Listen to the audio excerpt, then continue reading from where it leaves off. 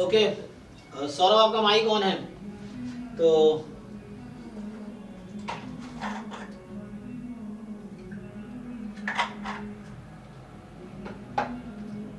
2018 का ट्राई किया क्वेश्चंस, कोई डाउट है उसमें? लास्ट क्लास में जो 2018 का गेट के क्वेश्चंस किए थे, अगर आया तो बताइए, तो 17 का डिस्कस करेंगे अदरवाइज।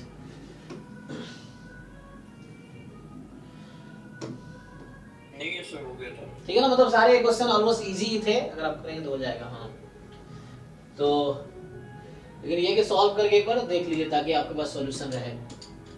तो आते हैं 17 का क्वेश्चन डिस्कस करते हैं।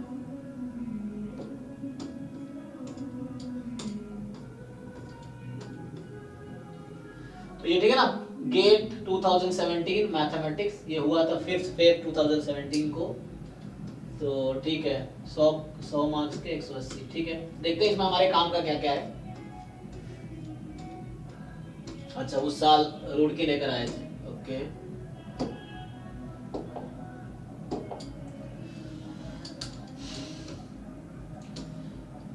तो हमारे काम का है, ये वेक्टर स्पेस है, लीनियर फंक्शनल है, ये काम का नहीं है। दूसरा, total number of non zero entries in Jordan block, चलो ये ट्राई करते हैं। सेकंड कह रहा है कि ए कोई 7x7 की मैट्रिक्स है, ठीक है, और जहां पे ऐसा है 2a² - a4 बराबर i है। a has 2 distinct eigen value, a के पास 2 डिस्टिंक्ट, ईच आइगन वैल्यू है ज्योमेट्रिक मल्टीप्लिसिटी 3। तो a के पास 2 आइगन वैल्यू है और ईच आइगन वैल्यू है ज्योमेट्रिक मल्टीप्लिसिटी 3। तो मतलब 3 + 3 6, तो एक ज्योमेट्रिक मल्टीप्लिसिटी लूज हो रहा है। इसका मतलब है डायगोनलाइजेबल मैट्रिक्स नहीं है ना। तो क्योंकि 7x7 है ना, तो इसके आइगन वैल्यू 7 आएंगे इंक्लूडिंग मल्टीप्लिसिटी, और मतलब अलजेब्रिक मल्टीप्लिसिटी 7 होंगी, ज्योमेट्रिक मल्टीप्लिसिटी 6 ही है, ऐसा कह रहा है ये। Okay, then total number of non zero entries in the Jordan canonical form of A equals. So A का जो जॉर्डन कैनोनिकल फॉर्म होगा उसमें नॉन जीरो एंट्री कितनी होंगी। तो इसको अगर ठीक से लिखेंगे हम लोग तो क्या बनेगा, ये इसको जब बुला लेता हूं मैं, तो a4 - 2a² + i = 0, यही बनेगा ना। मतलब ये लैम्बडा ज्यादा हो गया सर, -i होगा सर। एक मिनट हम लोग राइट में लाए सबको, देखिए ध्यान से, इसको इधर लाया, इसको भी इधर लाया, ठीक है ना, देख लीजिए, अच्छा ठीक है ना। λ4 - 2λ² + 1 = 0। तो इसको हम परफेक्ट स्क्वायर करेंगे तो बनेगा λ² - 1 का होल स्क्वायर बराबर 0, और यहाँ से लैम्डा बराबर आ गया +-1। तो यहाँ से मैंने ये डिसाइड, मतलब हमने ये फाइंड कर लिया कि इस मैट्रिक्स के पास 2 डिस्टिंक्ट आइगन जो बोल रखा है वो +1 है -1 है, ठीक। अच्छा, तो इसका जो मिनिमल पॉलिनोमियल होगा वो क्या बनेगा, तो यहां पे इन्होंने बताया है, ओके, कि दोनों आइगन वैल्यू है और ईच आइगन वैल्यू की ज्योमेट्रिक मल्टीप्लिसिटी 3 है। अच्छा, ज्योमेट्रिक मल्टीप्लिसिटी 3 बता दिया ना, तो इसका मतलब ये हो गया यहां से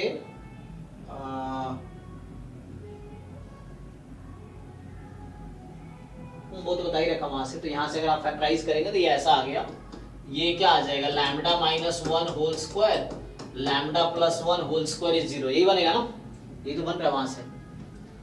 तो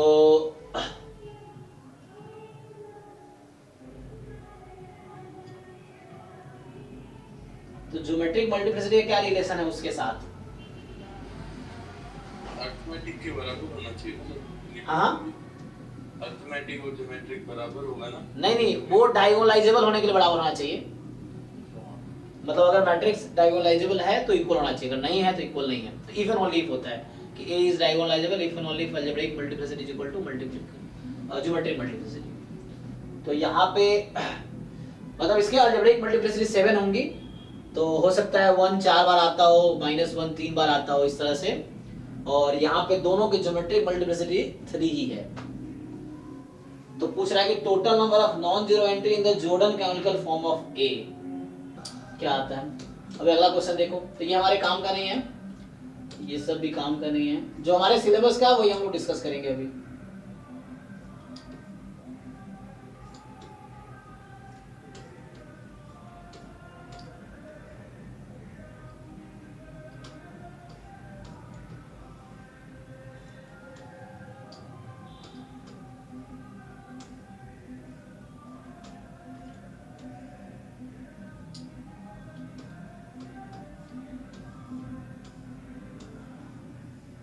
ये ना डिस्ट्रीब्यूशन फंक्शन, ये देखिए कह रहा है एफ जो आपका डिस्ट्रीब्यूशन फंक्शन है, मतलब सीडीएफ है ना। एफ डिस्ट्रीब्यूशन फंक्शन है, तो बताओ ये g1 और g2 दे रखा है। डिस्ट्रीब्यूशन फंक्शन है सर। सो कौन सा डिस्ट्रीब्यूशन फंक्शन है या नहीं है, कौन सा है? वो दोनों एक डिस्ट्रीब्यूशन फंक्शन है। अब वो आपको दिख रहा होगा कि ये तो फर्स्ट ऑर्डर, हां वो था nth ऑर्डर स्टैटिस्टिक है वो, और ये फर्स्ट ऑर्डर स्टैटिस्टिक है। एक सैंपल साइज 3 का है जिसका सीडीएफ fx है। तो इस केस में जो फर्स्ट ऑर्डर स्टैटिस्टिक्स होगा उसका ये सीडीएफ हो जाएगा, और जो थर्ड ऑर्डर स्टैटिस्टिक्स होगा उसका ये सीडीएफ हो जाएगा। तो ऐसे ही दिख रहा है। तो g1 भी सीडीएफ होगा, g2 भी होगा, क्योंकि ये nth ऑर्डर स्टैटिस्टिक्स का है, ये फर्स्ट ऑर्डर स्टैटिस्टिक्स का है। सही है। तो यहाँ से आंसर पर आंसर चेक करना है ना, ये आंसर की सही देख रहे हो ना आप, तो दोनों सीडीएफ होगा। 5 है। कोई दिक्कत नहीं है, तो जरूरी नहीं एक ही सैंपल है। मतलब हम पहले वाले के लिए मैं 3 के लिए बात करूं, दूसरे वाले का सैंपल 5 होगा, बट वो कोई दिक्कत नहीं है। तो इसने कहा नहीं ना कि सेम ही सैंपल से ले रहे हैं, तो मतलब ये सीडीएफ हो जाएगा, ये सीडीएफ हो जाएगा अगर हम प्रॉपर्टी चेक करें कि non decreasing, right continuous, infinity पे 1, माइनस इनफिनिटी पे 0, तो वो सेटिस्फाई करेगा। मतलब ये सैंपल साइज 3 में थर्ड ऑर्डर स्टैटिस्टिक्स का है, ये सैंपल साइज 5 में, अच्छा पावर मैंने 5 नहीं देखा था, मुझे लगा 3 है। तो सैंपल साइज 5 में जब होगा तो उसमें ये फर्स्ट ऑर्डर स्टैटिस्टिक्स का सीडीएफ है, फिर कोई दिक्कत नहीं है, तब भी सीडीएफ रहेगा। तो इसका डी ऑप्शन होगा। ये लीजिए ट्राई कीजिए 22। ये कह रहा है कि x1 x2 xn आपके पास क्या है, आईआईडी है, वेरिएंस ये है, x बार दे रखा है, तो covariance between x bar and x1 minus x बार बताइए। सर 0 होगा। कैसे? अब तुक्का लगा दिया बिना लॉजिक के, अब लॉजिक लगाइए, तुक्का नहीं। प्रॉपर रीजन से आप लिख के ट्राई कीजिए कि what is the covariance between x bar and this. हाँ सर 0 होगा। चेक कर लो एक बार ठीक से, ठीक है ना। मतलब फाइंड करना पड़ेगा, अब आंसर तो मुझे पता नहीं है, but we can try.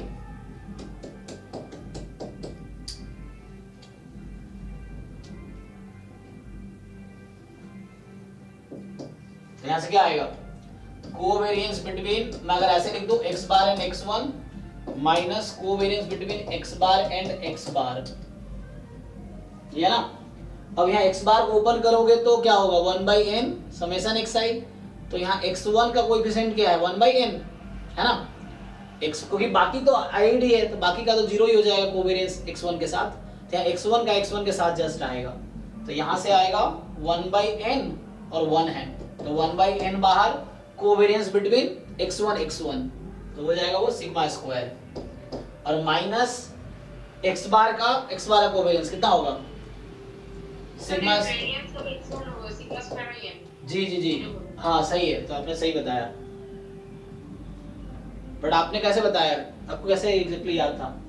Sir ये एक्चुअली सर वो जो x बार है और जो x1 माइनस x बार है, ये दोनों सर सेम ही है, क्योंकि एक जो वैल्यू है x1 एक वैल्यू है जो x बार को, मतलब x बार का एक वैल्यू x1 होता है, इसीलिए सर उसको देखकर। नहीं एक्चुअली ये शायद इंडिपेंडेंट होते हैं, इधर को जोड़ी नहीं, यहाँ पे देखना पड़ेगा मुझे।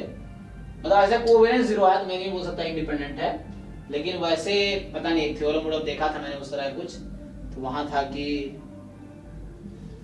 कुछ तो था कि इंडिपेंडेंट होते हैं, क्या इंडिपेंडेंट? मतलब एक वैल्यू को एक वैल्यू से माइनस करने के लिए वो मतलब वो जीरो मतलब वैल्यू का ही फर्क है।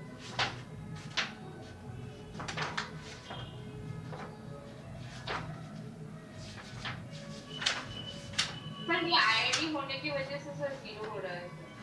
नहीं वो तो ठीक है, आंसर हमारा सही है। बोला इस तरह कोई थ्योरम है, वो आंसर तो ठीक है। डायरेक्ट में थ्योरम नहीं है।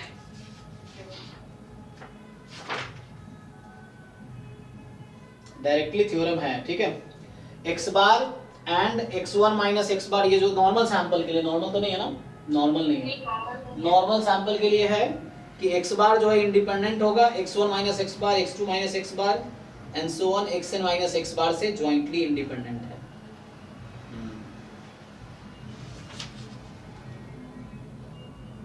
ओके लेकिन यहाँ पर आईआईडी है।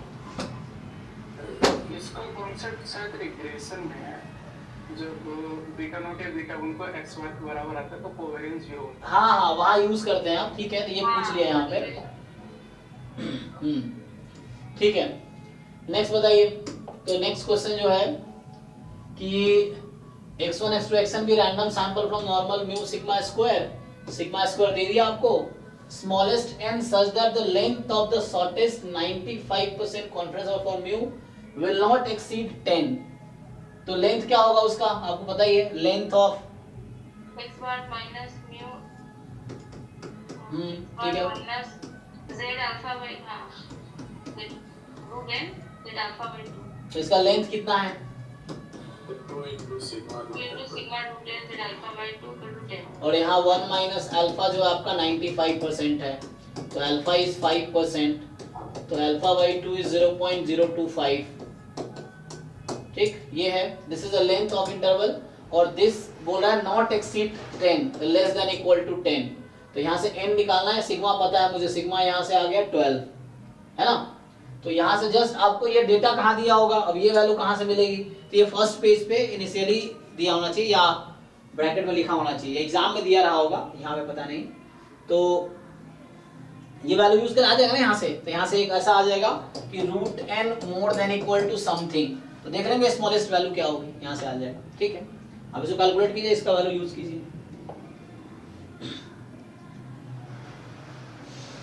तो ये हमारा सिलेबस का नहीं है, मैं सिर्फ वही क्वेश्चन कर रहा हूँ जो गेट स्टैटिस्टिक्स के इस बार का सिलेबस में है, ठीक है ना। हाँ, इस तरह के क्वेश्चंस पूछ सकता है आपसे।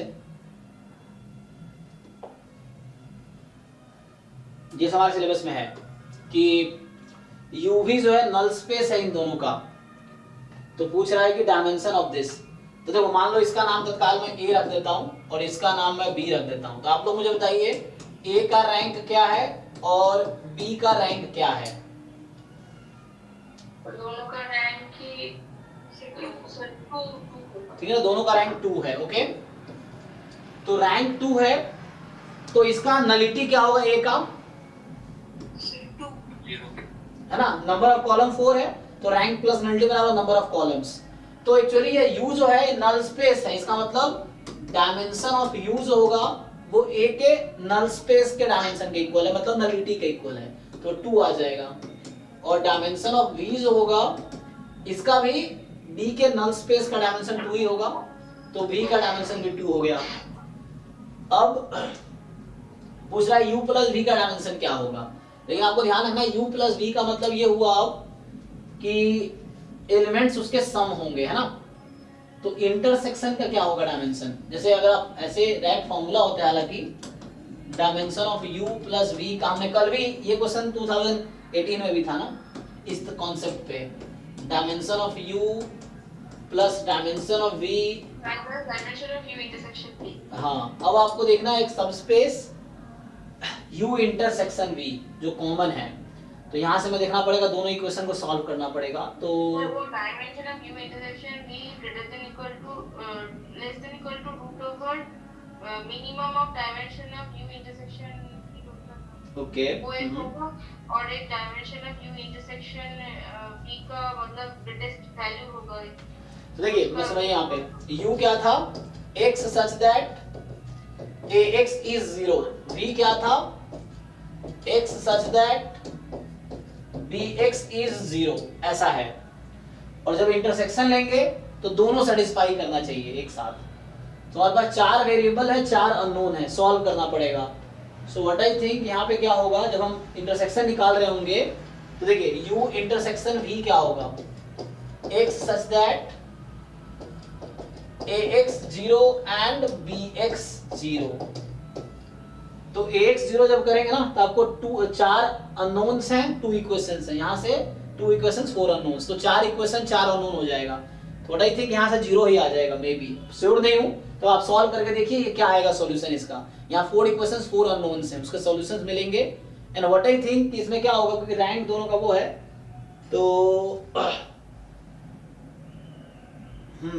4 क्रॉस 4 हो जाएगा ना। और रैंक कितनी आ जाएगी इसकी, तो रैंक आ जाएगी मे बी मतलब 0। तो मुझे ऐसा लग रहा है ना, आंसर देख लो, ये पहले इसका रैंक डिसाइड करना पड़ेगा यहाँ से, उसके बाद डिसाइड करने के बाद मुझे लग रहा है 0 हो जाएगा शायद, पता नहीं, तो देखना पड़ेगा, है ना। तो फिर ये 4 आ जाएगी। तो डिपेंड करता है इसका क्या आता है डायमेंशन, 0 1 2 में से कुछ भी आ सकता है इसका, तो उसके हिसाब से इसका डिसाइड होगा। तो कैलकुलेशन थोड़ा सा यहाँ कीजिए, इसको सॉल्व करके देखिए क्या आता है, इससे आ जाएगा। नेक्स्ट जो क्वेश्चन है, तो ये हमारे, इसको छोड़ देते हैं, कर सकते हैं ट्राई ऐसे। तो सर ये सिलेबस है ऐसे मिनिमल पॉलिनोमियल तो है वहाँ पे, तो क्या बोल रहा है कि सिंगुलर मैट्रिक्स है ना, करके देखते हैं, चलो ट्राई कर लो, है ना। आप ट्राई करके आइए, नहीं होगा तो मैं भी है नेक्स्ट क्लास में फिर जैसे कुछ क्वेश्चन रह जाएगा तो उसमें कोई दिक्कत नहीं, फिर मैं ट्राई करके आऊंगा, फिर हम बताएंगे वो है। तो उसमें क्योंकि मैं भी सीख ही रहा हूँ, तो ऐसा कुछ मुझे सब आता है।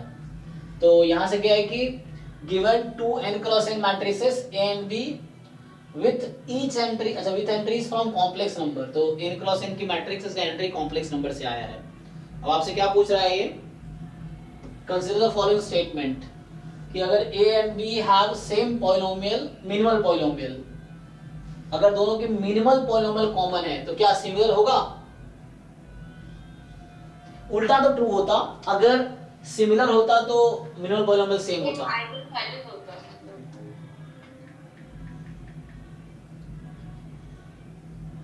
बताइए। सिमिलर होने के लिए आइगन वैल्यू सेम होता है, मतलब e का आइगन वैल्यू जो होगा, तो मिनिमल पॉलिनोमियल सेम है तो आइगन वैल्यू सेम ही हो जाएगी। हां, तो कन्वर्स तो नहीं था।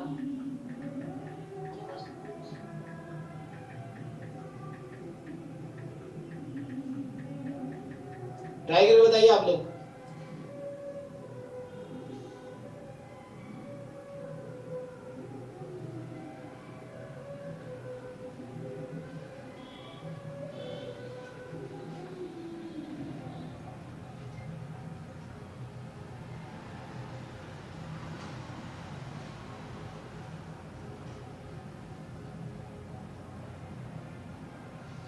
देखो क्योंकि इफ एंड ओनली इफ नहीं होता है, यहाँ पे जो रिजल्ट है ना वो 1 by 1 वे है। अगर सिमिलर होता तो कैरेक्टरिस्टिक पॉलिनोमियल सेम होता, मिनिमल पॉलिनोमियल सेम होता, आइगन वैल्यू सेम होती, सब इक्वल है। बट कन्वर्स ट्रू नहीं है, तो याद रखो ये ट्रू नहीं है, ये थ्योरम का स्टेटमेंट है। मैं फिर बोल रहा हूँ, आप कोई भी लीनियर अलजेब्रा का बुक उठाएंगे जहाँ पे टॉपिक है या ऑनलाइन देख सकते हैं आप, तो उसमें सिमिलर है तो ऐसा होगा, ऐसा है जरूरी नहीं ऐसा हो। अब यहाँ देखिए A has n distinct eigen value, n distinct eigen value है, then there exists U belongs to Cn। इस तरीके से A, AU, A की पावर माइनस U ये लिनियरली इंडिपेंडेंट होगा। ओके, तो A के बाद डिस्टिंक्ट आइगन वैल्यू है, ठीक है ना, तो U AU, क्योंकि इसमें ये वो डिस्टिंक्ट आइगन वैल्यू क्यों है, A जो है n क्रॉस n की मैट्रिक्स है ना, और डिस्टिंक्ट आइगन वैल्यू है, डायगोनलाइजेबल है, रैंक फुल है उसकी, डायगोनलाइजेबल है, रैंक फुल है, डिटरमिनेंट नॉन जीरो होगा। लेकिन इसने ये तो नहीं कहा ना जीरो भी तो आइगन वैल्यू हो सकती है, तो कैसे श्योर होंगे कि रैंक n है, फुल है। अगर इनमें अगर एक जीरो आइगन वैल्यू आ गई तो डिटरमिनेंट जीरो हो जाएगा, और डिटरमिनेंट अगर जीरो हो गया तो रैंक तो एक कम हो जाएगी, या उस फुल से तो कम ही रहेगी। चेक कीजिए, है ना, क्योंकि n डिस्टिंक्ट आइगन वैल्यू है तो डायगोनलाइजेबल है, बट जरूरी नहीं है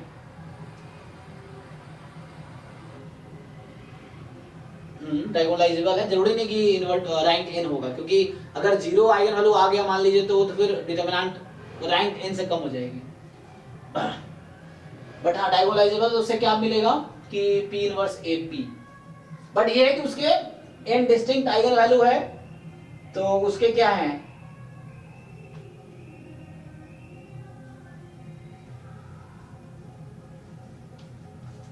तो मुझे ऐसा लग रहा है ये स्टेटमेंट में भी ट्रू हो सकता है, तो उसको एग्जांपल लेके ट्राई करके देखते हैं। ये थ्योरम के स्टेटमेंट्स हैं ये सब, आप लोग सोच के बताइए क्या होना चाहिए, है ना। क्वेश्चन क्या बोल रहा है कि A has different ना, सर डिस्टिंक्ट आइगन वैल्यू तो इंडिपेंडेंट एलआई वेक्टर्स मिल जाएंगे। हाँ if A has n distinct, हाँ आइगन वेक्टर्स होंगे वो n आइगन वेक्टर्स मिल जाएंगे जो लिनियरली इंडिपेंडेंट होंगे, ये ठीक है। सो इसमें मुझे ट्रू लग रहा है ना, ये है कि if A has n distinct eigenvalue then there exists U such that U AU dot dot dot A की power n minus 1 U are linearly independent, है ना। तो ये पूछ रहा है आपसे,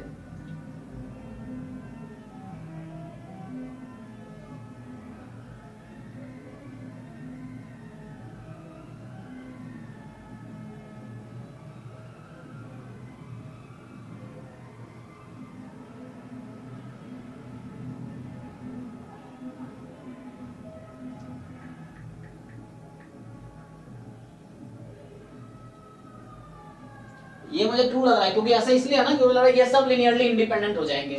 देखिए A n क्रॉस n है और U क्या है n क्रॉस 1 है, तो n क्रॉस 1 का ये आ जाएगा, तो U A ये सब कॉलम मैट्रिसेस हैं, तो n लिनियरली इंडिपेंडेंट वो मुझे लग रहा है कॉलम आ जाएगा।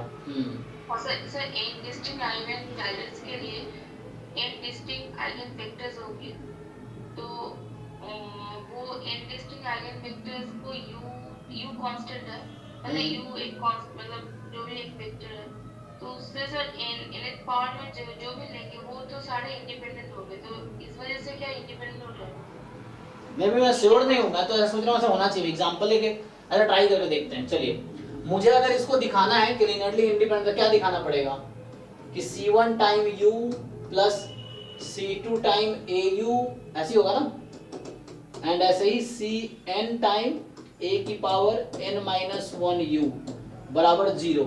और अगर ये लिनियरली इंडिपेंडेंट है तो यहाँ दिखाना पड़ेगा मुझे कि ऑल Ci's आर 0। मुझे क्या प्रूव करना पड़ेगा कि जितने भी Ci's हैं वो सब 0 होंगे। कैसे दिखाएंगे आप?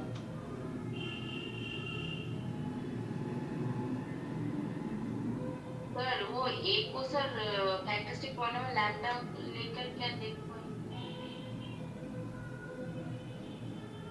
मतलब C2 lambda U plus dot dot Cn lambda two the power n minus 1 U, फिर उसका सर लैम्डा का मतलब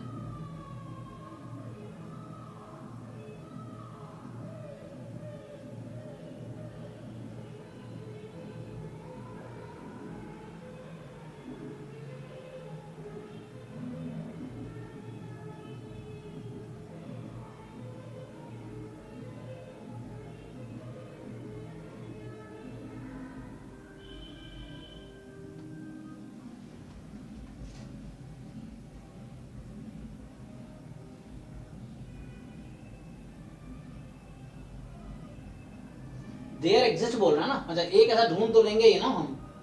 अच्छा हमेशा नहीं, देयर एग्जिस्ट बोल रहा है, एक ऐसा मिल जाए मुझे तो मिल जाएगा।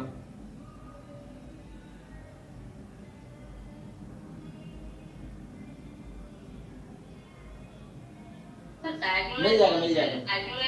कुछ बोल सकते हैं सर? हाँ मिल जाएगा। देखो मान लो जैसे अभी कहा था ना इन्होंने कि n लिनियरली इंडिपेंडेंट आइगन हो जाएगा। देखिए प्रूफ, अगर मैं u ले लूं u1 plus u2 up to un, ये क्या है u1 ui's, इसके पास n डिस्टिंक्ट आइगन वैल्यू है तो ये डायगोनलाइजेबल मैट्रिक्स होगा। यही समझिए कि इसके पास n linearly independent eigen vectors होंगे। तो वो मैंने मान लिया एक u1 है, u2 है, u3, un क्या है, लीनियरली इंडिपेंडेंट आइगन वेक्टर्स हैं।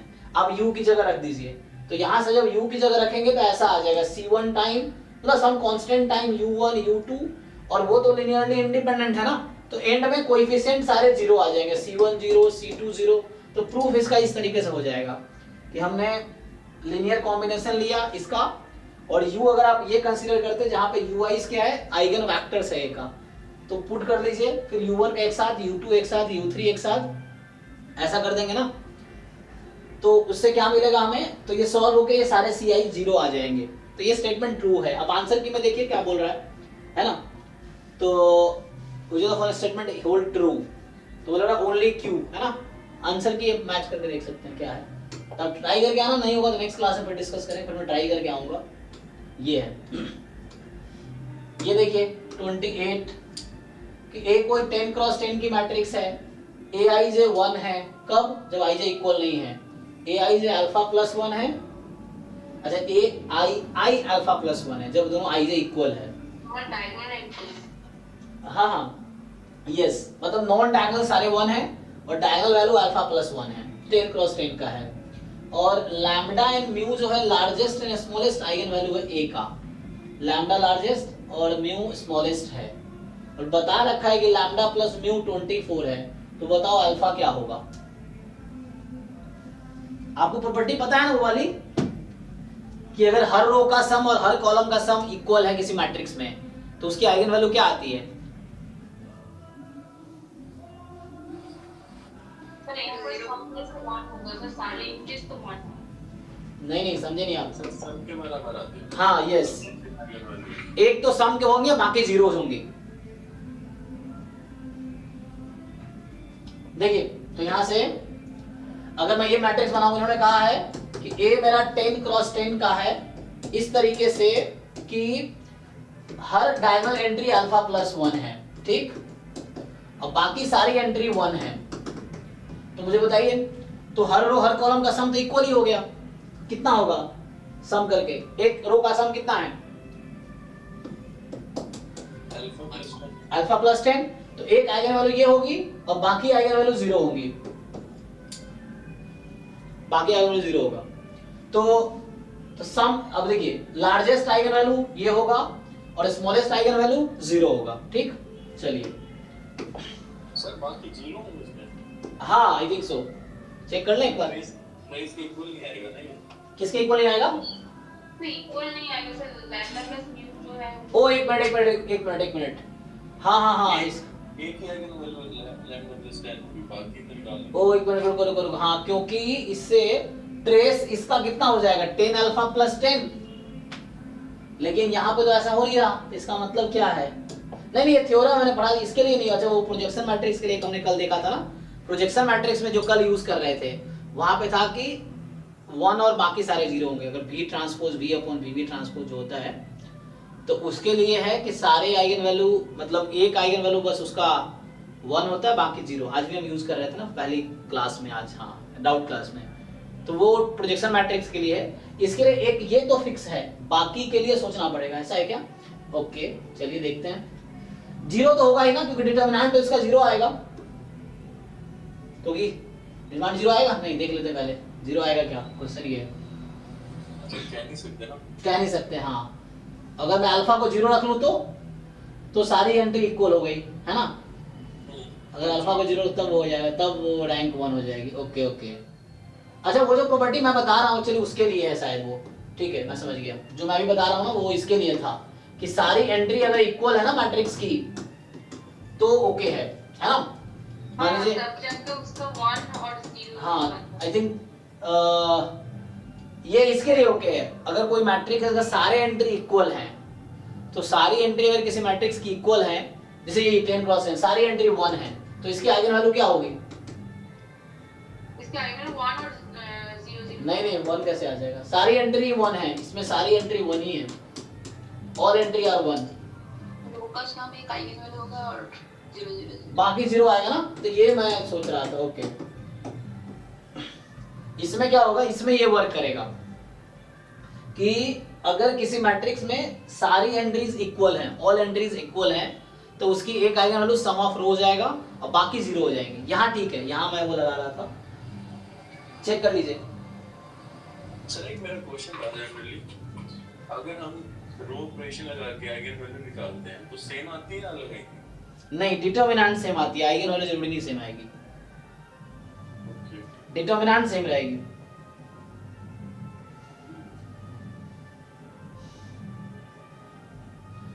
ठीक है ना? तो जो मैं अभी सोच रहा था वो इसके लिए सोच रहा था, जब सारे एंट्री इक्वल है उसके लिए सोच रहा था मैं। अब यहाँ पे आते हैं, यहाँ पे सारे एंट्री इक्वल नहीं है एक्चुअली, इसलिए दिक्कत है। तो एक अल्फा प्लस 10 तो होगा, बाकी क्या होगा वो देखते हैं। तो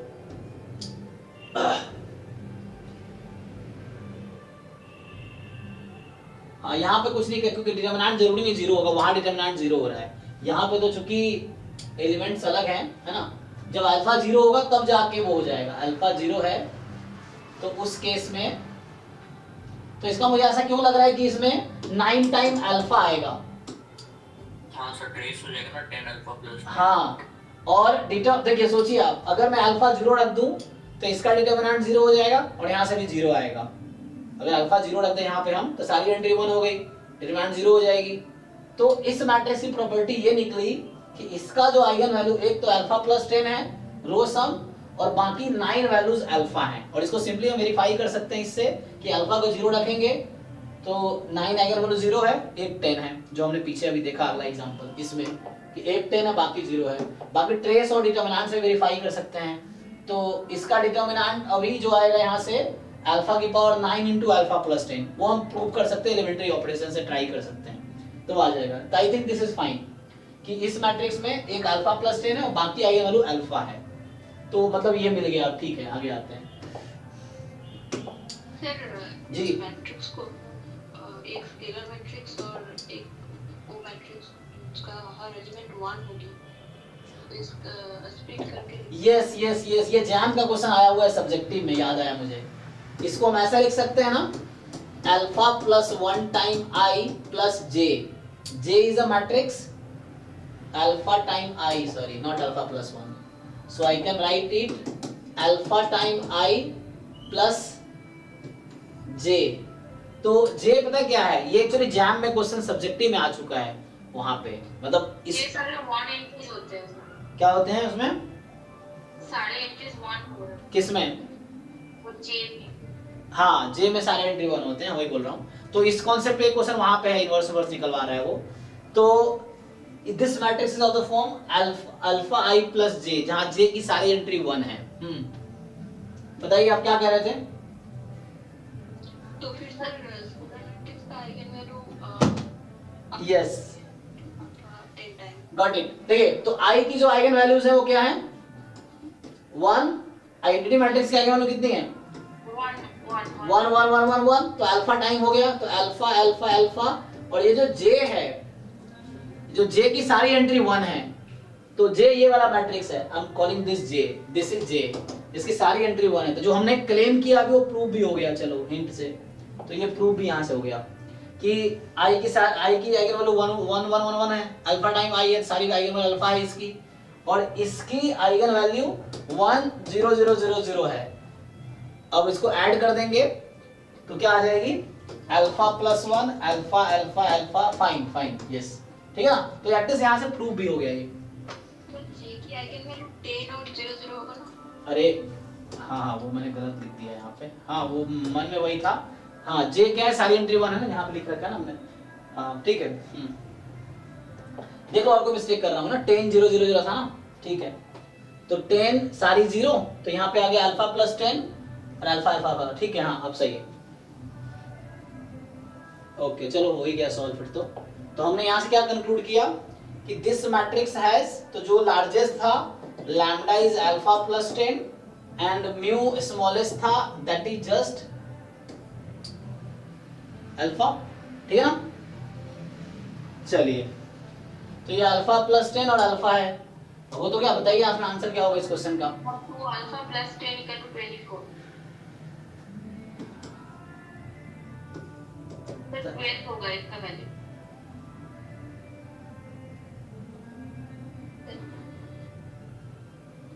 टू अल्फा प्लस 10 24, तो 2 अल्फा इज 14, तो अल्फा इज 7, 7 चेक कीजिए।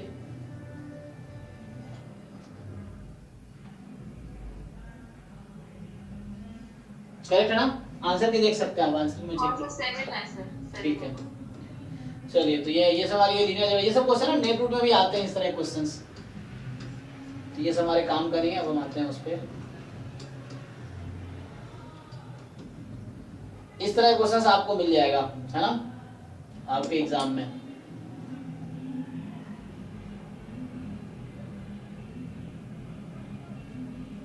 तो उसमें ये था कि डेल एक्स डॉट वाला था, तो वो तब जब डिफरेंशिएबल हो, तो ये आप ट्राई कर सकते हैं। फंक्शन कॉन्टिन्यूअस है, डायरेक्शनल डेरिवेटिव एग्जिस्ट करता है कुछ डायरेक्शन में, करता है कि नहीं करता है ना?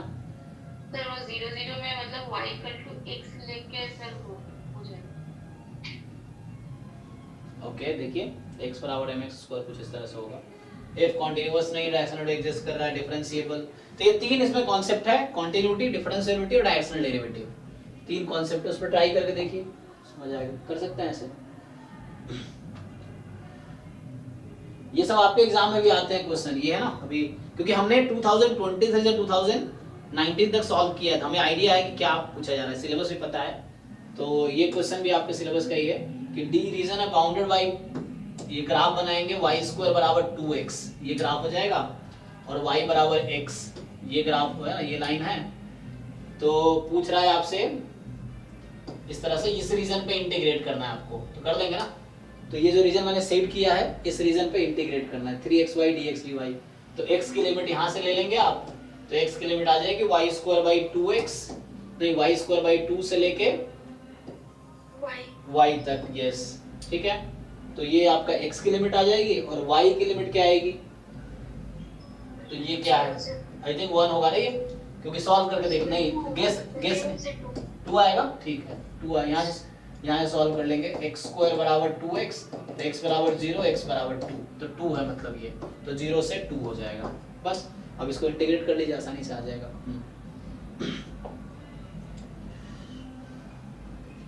तो ये रॉन्स्कियन नहीं है अभी सिलेबस में, इसको छोड़िए। डिफरेंशियल इक्वेशन का क्वेश्चन है ये सब डिफरेंशियल इक्वेशन की जरूरत नहीं है।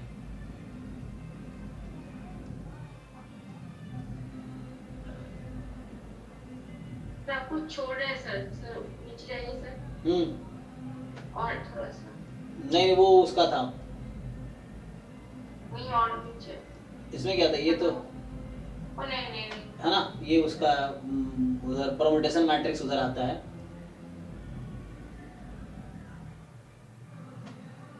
ये कर सकते हैं जैकोबियन इटरेशन, ये तो न्यूमेरिकल एनालिसिस का है, इटरेशन ये सब उसमें आता है।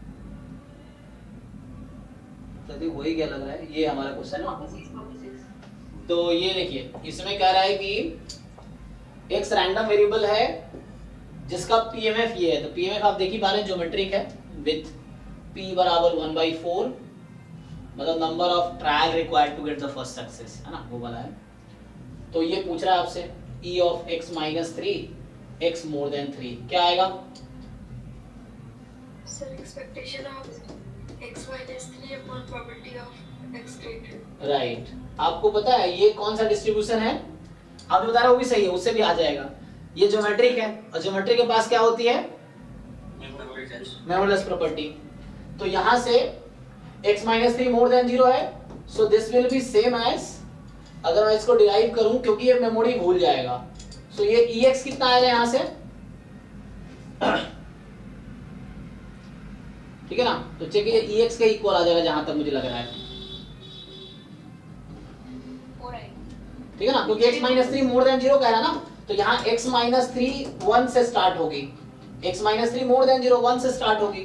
तो यहाँ से x की वैल्यू ऐसे 4 से स्टार्ट हो रही है, तो बात वही है, -3 कर रहे हैं, तो एट द एंड मुझे लग रहा है सेम ही आंसर आ जाएगा। तो ये नंबर ऑफ ट्रायल वाला है, तो 4 है आंसर, चेक कीजिए। सर वैसे भी 4 ही आया था सर। हाँ, तो ठीक है ना, तो वैसे भी करेंगे। और दूसरा तरीका जो उन्होंने बताया था वो ये है कि समेशन यहाँ हो जाएगा x minus 3 probability at x from 4 to infinity upon probability x more than 3, इससे भी आ जाएगा x minus 3 time pmf of x और upon x more than 3 और x 4 से infinity। इसको सॉल्व करेंगे तब भी आपका आंसर 4 ही आएगा। और यहाँ मैंने लगाया है मेमोरीलेस प्रॉपर्टी, क्योंकि x बोला था more than 3, और x माइनस 3 कर रखा है, तो यहाँ 1 से स्टार्ट हो रहा है, तो इसको y नाम दे दीजिए। तो ये कुछ ऐसा हो गया y मोर देन 0।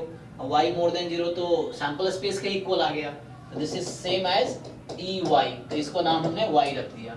तो मेमोरी प्रॉपर्टी से यही आ जाएगा। ठीक है, तो 3 सर 4 कैसे आ रहा है सर? तो 3 होगा। नहीं, ये कौन सा वाला देख रहे हैं? ज्योमेट्रिक में दो पीएमएफ होते हैं। इसका 1 by p होगा। हाँ, एक का सपोर्ट 0 से स्टार्ट होता है, एक का सपोर्ट 1 से स्टार्ट होता है। तो यहाँ पे सपोर्ट 1 से स्टार्ट हो रहा है, तो इसका पीएमएफ 1 by p होता है। ये है number of trial required to get the first success. और जो आप देख रहे होंगे अभी वो number of failure before first success. तो वहाँ QYP मीन आता है। 2 by p। तो आपको ध्यान रखना पड़ेगा कि सपोर्ट क्या है। सपोर्ट 0 वाला है तो मीन QYP होगा, सपोर्ट 1 वाला है तो 1 by p मीन होगा। वेरिएंस दोनों में Q/p² होता है। चलिए ये देखिए, तो ये 47 जो क्वेश्चन है ये कह रहा है कि XY be independent identically distributed with PMF। तो ये भी ज्योमेट्रिक है, 1/2 की पावर n ज्योमेट्रिक ही है, ज्योमेट्रिक 1/2। तो ये भी ज्योमेट्रिक 1/2 ही है और आइडेंटिकली डिस्ट्रीब्यूटेड। तो बोल रहा है x more than equal to 2y। तो थोड़ा सॉल्व करने पड़ेंगे ना। तो क्या करेंगे हम लोग? डबल इंटीग्रेशन नहीं, समेशन डबल। समेशन होगा। हाँ, और यहाँ पे आ जाएगा probability x is equal to x comma probability y is equal to y। अब देखिए ध्यान से, तो अगर मैं पहले x की लिमिट लिखूं तो x कहाँ से स्टार्ट होगी? 2y से लेके इंफिनिटी तक, और y कहाँ से होगी? 1 से इंफिनिटी तक। अब ये सॉल्व करना है, तो मुश्किल तो नहीं है, आप कर सकते हैं। तो यहाँ px 1/x हो जाएगा 1/2 की पावर x, और ये 1/2 की पावर y, और यहाँ x की वैल्यू स्टार्ट हो रही है 2y से इंफिनिटी तक। तो पहले ये सॉल्व होना चाहिए, फिर बाद में y स्टार्ट होगा 1 से इंफिनिटी तक। तो पहले ये समेशन सॉल्व कर देंगे आप लोग, ज्योमेट्रिक इनफाइनाइट ज्योमेट्रिक सम बन जाएगा ये। तो पहले इसका सम आ जाएगा, फिर ये y का फंक्शन आ जाएगा, फिर ये इसमें मल्टीप्लाई हो जाएगा, फिर वापस इस पे समेशन लगाएंगे तो आ जाएगा। 1 माइनस करने से सर वो 1 से 2y तक होगा, और वो उसका सर फार्मूला है। कैसे भी कीजिए आंसर सेम आएगा। आप ऐसे भी करेंगे तब भी कॉम्प्लीमेंट, लेकिन ध्यान रखना है इक्वलिटी लगा हुआ है तो इक्वलिटी से स्टार्ट हुआ है। जब आप कॉम्प्लीमेंट इक्वलिटी हट जाएगी तो वो इंक्लूड नहीं कर सकते, वरना गलत हो सकता है। यहाँ आ जाइए, तो ये जो कह रहा है कि सीक्वेंस ऑफ आईडी पॉइसन है, ठीक, विथ मीन 4, तो लैम्डा बराबर 4। तो इजी है, सेंट्रल लिमिट थ्योरम है ना। यहाँ से x बार है तो यहाँ लिख देंगे हम लोग प्रोबेबिलिटी x बार -4 और अपॉन में sigma by root n 2/√n। तो ये तो 1 से मुझे लग रहा है ऐसा हो जाएगा -1 से 1 है ना। तो ये आ गया 5/1 - 5 - 1, तो मतलब 2 टाइम 5/1 - 1, ठीक है ना। हाँ, तो 5/1 की जो वैल्यू पुट कर देंगे तो आ जाएगा। इजी क्वेश्चन है, सेंट्रल लिमिट थ्योरम का है। ये देखिए 49 कह रहा है कि XY भी IID random variable with PDF exponential 1। तो इसका जो CDF होगा उसको सर 2 पुट करने से हो जाएगा। तो मैक्सिमम वाला 2 से कम है, तो इसका मतलब है x less than 2 y less than 2 दोनों इक्वल ही है, तो x लेस देन 2 का स्क्वायर। अच्छा, वैसे आप फॉर्मूला भी लगा सकते थे। हाँ सर, वो fx to the power n होता है, मतलब 2 होगा, फिर वो x में से 2। जी, तो यहाँ वही आ गया सेम चीज, और सेम चीज यहाँ आ गया। तो अब ये CDF इसका होता है 1 माइनस e की पावर -4 हो जाएगी, इसका स्क्वायर निकाल लीजिए यहाँ से आंसर ये है। चेक कीजिए क्या होता, x लेस देन 2 कितना होगा? 1 माइनस e की पावर -2 ना, x लेस देन 2 तो 1 माइनस e की पावर -x 2 ही होता है यहाँ पे। हाँ सर, -2 होगा। 1 माइनस e की पावर -2 इसका स्क्वायर, बस कैलकुलेट कर लीजिए, आसान क्वेश्चन है ये सब बेसिक है।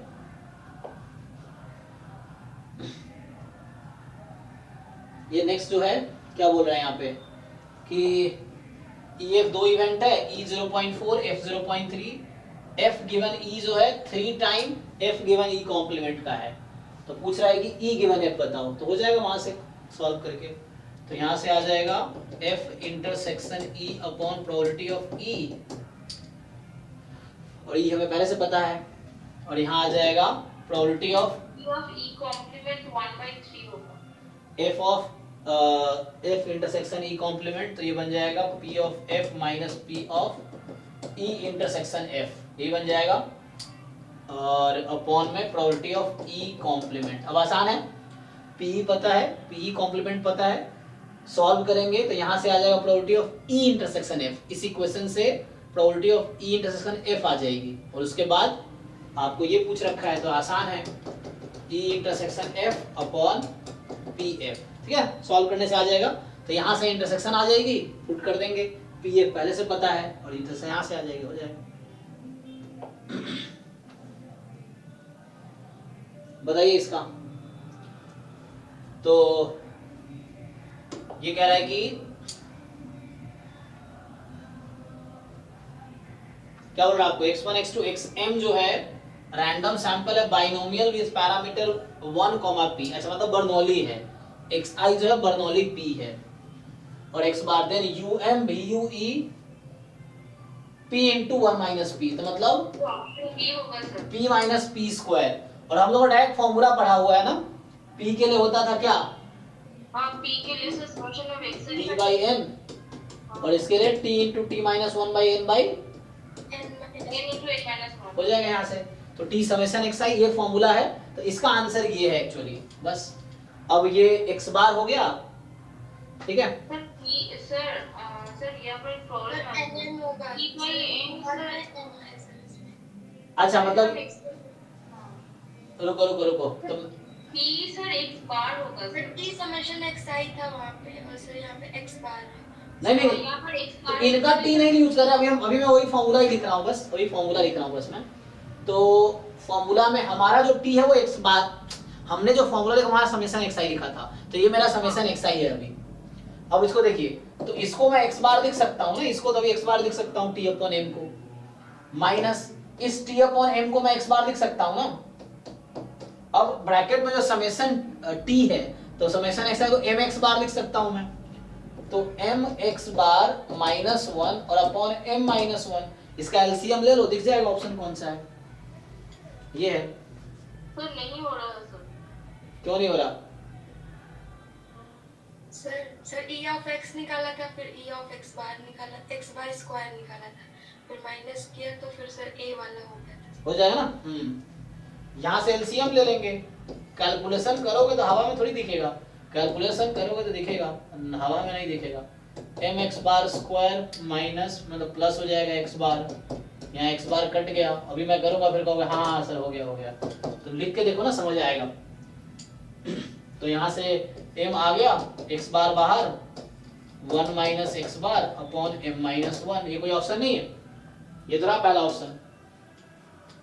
कैलकुलेशन करो तो दिखेगा, ऐसे हवा में नहीं दिखेगा आंखों से कि कैलकुलेशन, लिख के देखो हो जाएगा। फर्स्ट ऑप्शन आ तो रहा है, कैल्शियम लो, हो गया फर्स्ट ऑप्शन।